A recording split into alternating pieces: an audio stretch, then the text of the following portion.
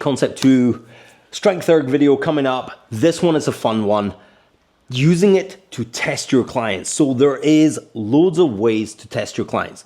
Way one would be a push to pull ratio. So say you get them to do a set of 5. So doing a set of 5 push as hard as they can and a set of 5 pull as hard as they can, giving them a rest in between it, and you can alternate through them, maybe do 3 sets, and then you find out the average. So for example, if their average on push is 80 kilos, but their average on pull is 40 kilos, just make it really obvious, their push is so much better than their pull.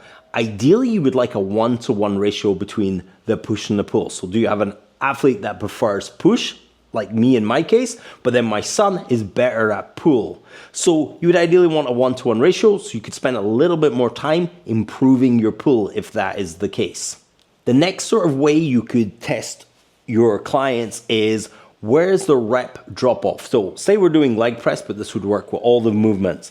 So we're gonna do a 20 rep set, pushing as hard as they can, and you're gonna use the rep timer to make sure it's really, really dialed in. So they're gonna go every, say, 3 seconds. This doesn't have to be 3 seconds, you could go 5 seconds. You don't wanna give them too much rest because you want them to go into the movement fairly fatigued. So say every 3 seconds. So rep 1, 150 kilos, rep 2, 147. That's close enough, it's within 10%. But say they get to rep 15 and the drop off is huge, you know around about 15 reps is where their drop off is. So you're gonna get their best work under 15 reps. I've got people in here where rep 1 is incredible. By rep 3, they're already at 50% drop off. That's a power type. That's someone who's really good at expressing power, but loses power quickly. So you could either train with that to help them generate more power, and if that's useful for their sport or their life, you could get that. Or you could say, hey, we really just want you to train endurance. We want you to be repeatable with this power. So you have amazing power in rep 1. We're losing 25% in rep 2, and we're losing 50% by rep 3. We're gonna do 5 rep maxes or 5 rep sets until you can improve that power output. So there's less than a 10% drop off between your best and your worst. You could also get the athlete to go, hey, don't go as hard on the first one. Here's a rep target. So let's say they do chest press, they get 100 kilos. And then it's a drop off 75, and then it's another drop off 50. We can get them to go in at 75. So first rep 75. Let's see if we can maintain 75 as your power output. So we're keeping this super strength back a little bit. So that's one way you can test your client and then modify their training to go with that. How cool is that on this piece of machinery? Other thing you can do is optimize their rest time. So this would also be useful for their training. So we're gonna use this machine to optimize their rest time. So we're gonna do a set, let's say seated row. And we could do this with each of the exercises, but let's just say seated row, for example. So we're gonna do seated row on the machine, and we're gonna do a 30-second rest. So we're gonna do 10 reps, 30-second rest. Let's see where their drop off is. Okay, so their average output on the first set was 50 kilos, just for easy maths. 50 kilos. Their second set was 45, so there's a little drop off there. Next set, we're gonna give them a 1.5 minute rest. They do 50 kilos, and they're actually better on the second set now. They're up at 60 kilos. Well, a 1.5 minutes was really good rest for them because they've actually not only recovered, but they've recovered better. Their central nervous system seems to like that. That's cool, so let's log that in the head. 30 kilos, not so, 30 seconds rest, not so good. 1.5 minutes rest, good. Let's try a minute rest this time. So we'll give them a minute rest and they can repeat the power. Cool. So generally what we find is longer rest is good, but you don't want too long a rest. Just remember, if this machine isn't connected to your Erg Data app, it only allows you 2 minutes of rest before it resets itself. So that's something to bear in mind. If you got Erg Data, you get a lot longer. I think it's up to 10 minutes, but don't quote me on that. Another thing you can do, you're training regular barbells, squats, deadlifts, blah, blah, blah. You're training all that, but once a month, you could get your client on here to do a set of 10, set of 5, set of 20, whatever you prefer and whatever suits that client's need.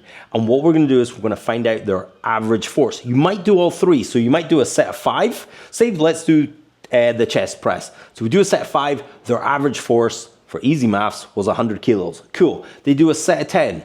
You give them a nice long rest. Always give them sort of the same rest. Let's say 3 minutes, because we're really going for a good effort here. So we do our 5 reps, average force 100. Then we're doing 3 minutes rest, and now we're doing a 10 rep set, and their average force is 90. That's cool.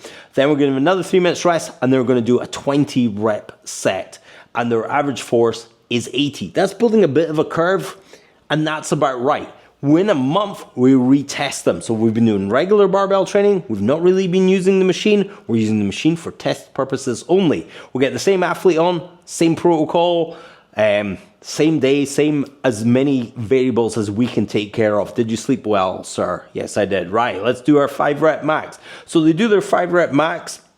Now they're 102. So remember last time they were 100. Now we do their 10 rep max, the same rest time, 3 minutes rest. And now they're sitting at 95. Cool. Last time they were 90. That's cool. And then we do their 20 rep max or 20 rep set. They are now averaging 80 kilos for that. Cool. And we also do the rest time per rep. Say, hey, you got to go every 5 seconds. So 1, 2, 3, 4, 5.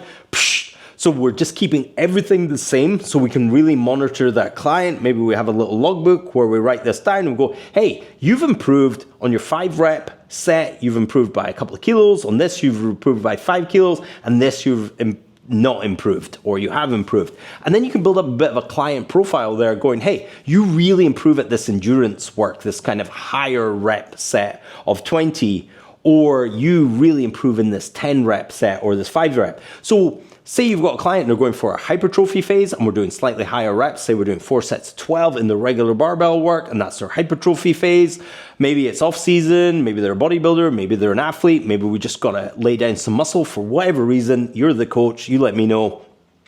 Cool. But then we might be going through another season where we're peaking for strength. Maybe it's just before their season starts in their sport, or maybe it's just part of a generalized bodybuilding program where we do a little bit of hypertrophy work, do a bit of strength work, we kind of like ladder up to get ourselves better and better. So then you would be looking for, hey, this 5 rep, your average force was better. Cool. And you also got to write down if the client fluffs the rep. But if they're in the zone and logged in, they got 5 reps, they shouldn't be fluffing any sets. They should be perfect each time. So that would be another way of testing on this machine, which is really cool to do for long-term clients to build up this long-term picture.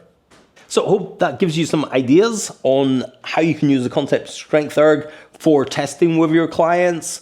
I think it's really useful for that regard and really useful. You might want to print out a kind of logbook if they're not using the Strength Erg app. Just a simple form you could log out with your client's name and log down some of their details to see how they're doing. And using the average force on the machine would probably be one of the best metrics to use. That set was an average of 100, 80, 10, whatever people are producing on the machine.